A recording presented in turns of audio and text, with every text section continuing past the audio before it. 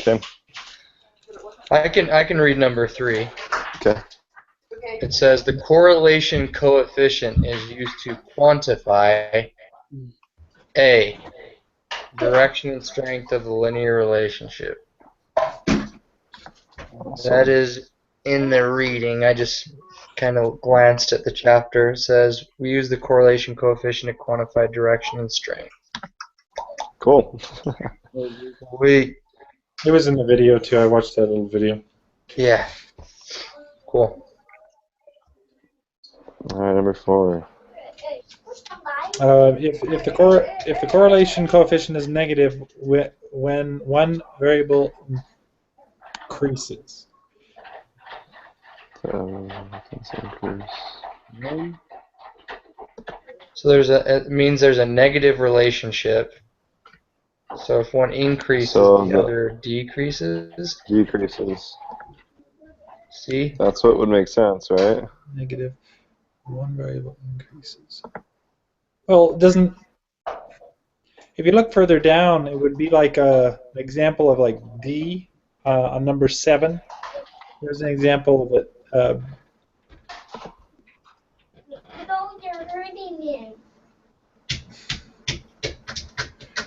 So does that make does 4 make sense? If we look at B for 7, just that picture. Yeah. So what are you putting for number 4? Because in the book it says when an increase in one variable is associated with a decrease in the other, we say that there is a negative association.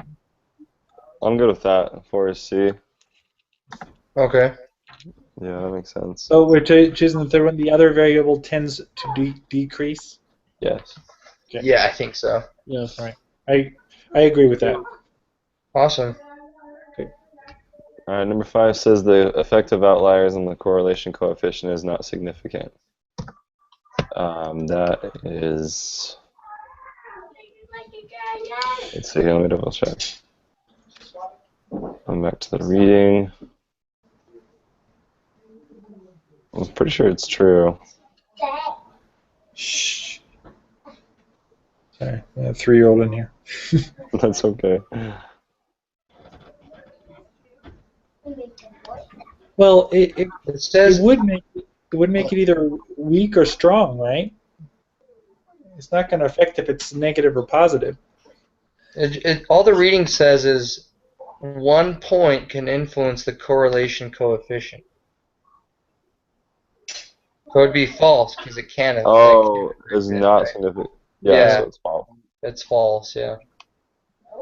Because when he had a couple, when he drew that at the end, he had a couple that weren't directly on the line, like 7, like for example B in number 7.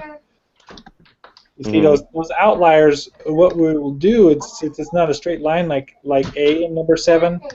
We would draw a line in the middle of all of those. So it's going to, even just one would change the trajectory. Okay. So I agree with number 5 is being false. Alright, so number 6. Number 6, the correlation coefficient between duration of weight of Old Faithful data is. Okay, so I have to pull that up. The Old Faithful data. Got it pulled up, but it's not. It's only showing 1 point. It's kind of. I don't know if I did it wrong or right. Oh, you already pulled it up? Yeah, I've got it on the QQ plot. That's where we put it, right? Is the QQ plot?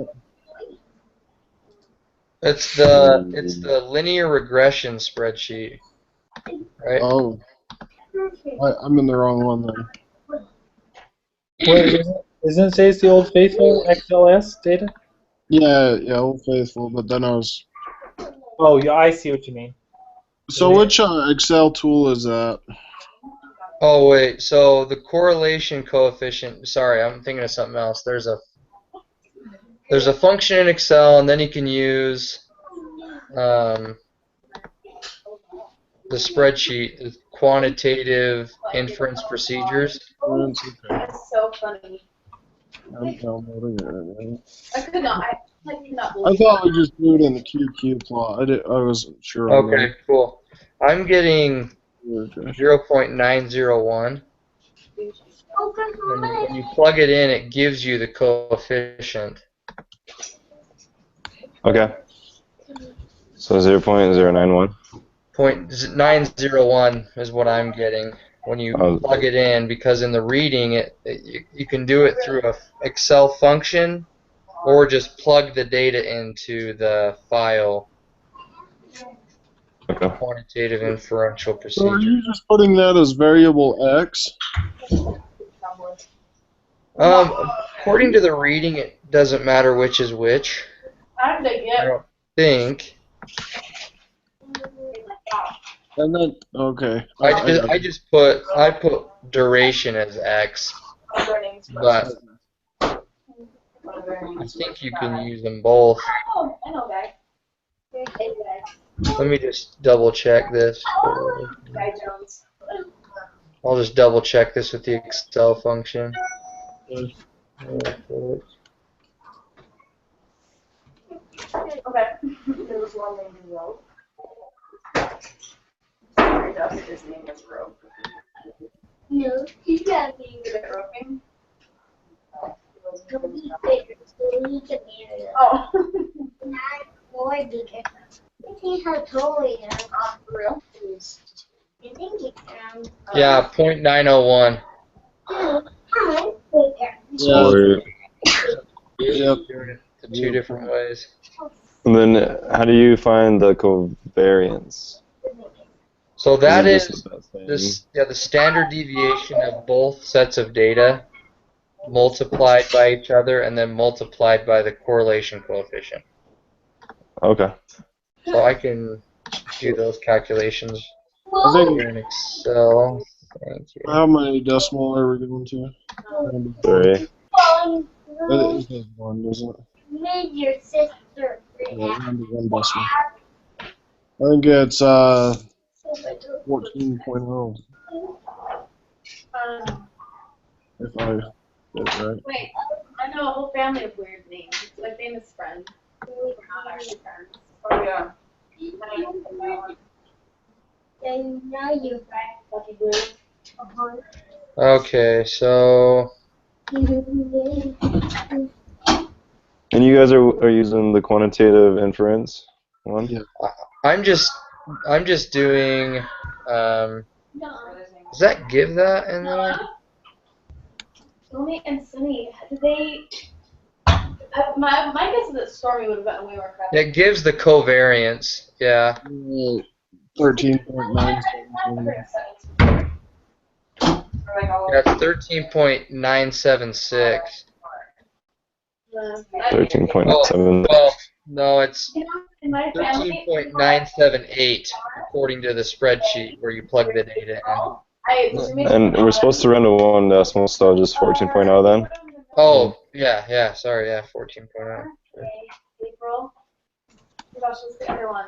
Awesome. And then on number 6, it says your answer should be exact. Does that mean it doesn't want a decimal? I can't think. There's another like springtime one. Mhm. You know the Romites' middle names are I don't Or know. are we good on just the 0.901? No, it's Stem. Yeah, I'm not sure what she is. I don't know what she means by It exact. probably just means that there's enough. You don't need to round. Oh, right. Okay. Probably what she means. Okay. Probably.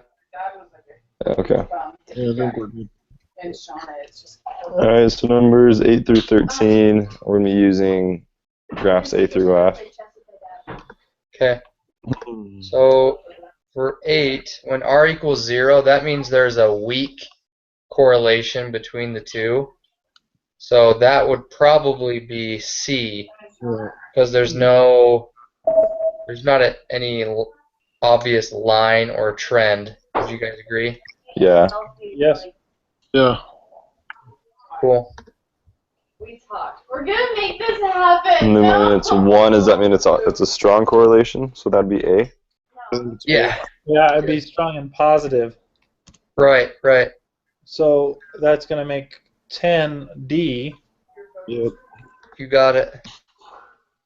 and then we're going to use the B and E for the other two. Yep. Yep. You got it. Sweet. So 11 is B, 12 is E, and 13 would be Gotta be F, right? yeah. Kind of negative correlation, but weak. Yep. All right, then we have to pull up math self-efficacy data to find the correlation coefficient and the covariance again. So I'm going to go ahead and pull that up. I'm going to do Awesome. walk through it with you guys again. Alright, so they want to know, we're looking at score and confidence. Cool.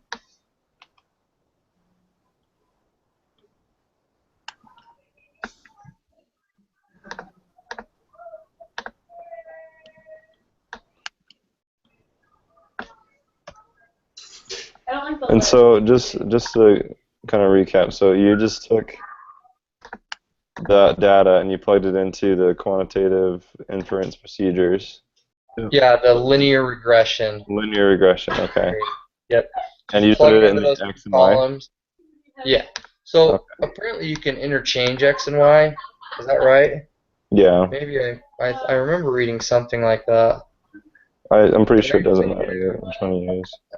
I just put score as X, and then confidence as Y. Holy cow, there's a lot of data. There's 140 of them. I know, it's crazy. Correlation coefficient. Isn't X normally the vertical and Y is the horizontal? Are they coming up then? I don't know. Yes. Regular graphs, you've got X on the left and Y across the bottom. That's what I remember, but When I said game and he had Got- they're really no, it's always There's gonna be 11 hours of movie. any math experts and no different. Cheater filter. For some reason it makes your. Oh, this is the worst one. This isn't even like a funny filter. Do it sideways. Oh.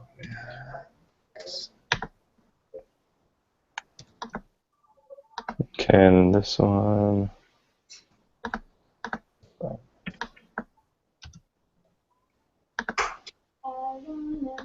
Well, I guess there's 139 since it starts at 2. Yeah. Yeah, I had it actually wrong. I think X is the horizontal and Y is the vertical. So if you interchange them, which I did, you get the same It doesn't correlation make a coefficient. difference. Okay, Yeah, that's it's good to know. 0.728, I think. Yeah, that's why. Thanks for checking that, Jeff. Yeah. I remember reading something, but I just decided to give it a try. So yeah, I got 0.728 for R, and then the covariance I got 11.182. It's about it all out there. Yep. Go to 3 decimals. Okay. Okay, I gotta get back to the page here. I was looking at something else. 11.182. This is No. for 14, 11.182. Yeah. Yeah. No, that's for 15. 15. Yeah. And then 14 is 0.728. 0.728. Yep. Yep. And 15, 11.182. 182. Yep. Sweet, that was easy enough. I liked that. Sweet. Let's see how we did. Boom. Money. What up? Good job, guys. I understand this pretty well. Yeah, I think I'm gonna do the homework right now. That's smart, actually. I did the homework earlier today. It's super easy. Oh, good. Yeah, it's just like this. But Oh, you guys have a good night. So, hey, you too. We'll I see ya. won't be able to meet on Thursday. Over to Ohio for a week. We'll be back. You won't be able to? I go to work at 7 p.m. Hey, and I'll be gone and going on vacation on Thursday, so I'll be out of town, unavailable as well. Is there a time we could do it before? I could definitely I can do it before 7. So I before 6 I have to leave at 6:30. So I'm open Wednesday tomorrow if you guys want to. But Let's do that. Let's You yeah. want Let's to just do do it it early? tomorrow. A day early? let's do it. Yeah, let's do it tomorrow. So tomorrow same time, like around 8:30. Sounds Sure. good. Yeah, that's good. Yeah. Awesome. Sweet. That actually works out too because I'm leaving for Utah on Thursday. So Cool. Okay, good. Tomorrow 8:30. all right. Okay. See you Okay, guys. sounds good. Thanks, guys. Thank you.